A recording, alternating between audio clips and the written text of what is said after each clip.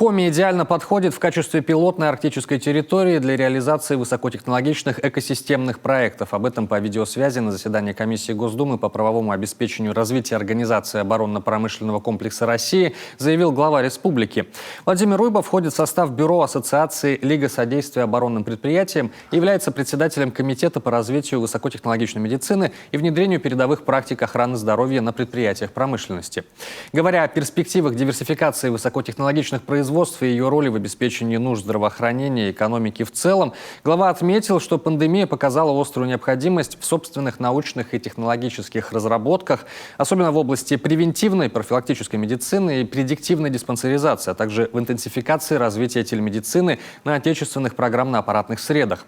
Такие разработки будут востребованы при создании в Воркуте арктического медицинского кластера. Он могут стать опорной платформой по предоставлению медицинских и телемедицинских сервисов для персонала, обеспечивающего операционную деятельность Северного морского пути и решающего задачи ресурсного освоения Арктики, а также туристов и коренных народов Севера.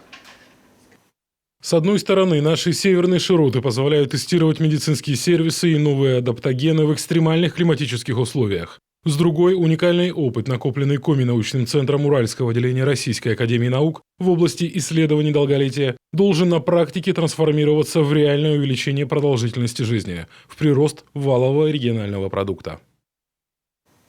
Реализация научно-практического потенциала такого центра во взаимодействии с Коми-научным центром, по мнению главы, потребует от высокотехнологичных промышленных предприятий создания программно-аппаратных комплексов, центров обработки и хранения данных, средств их передачи и защиты, а также экстренной эвакуации.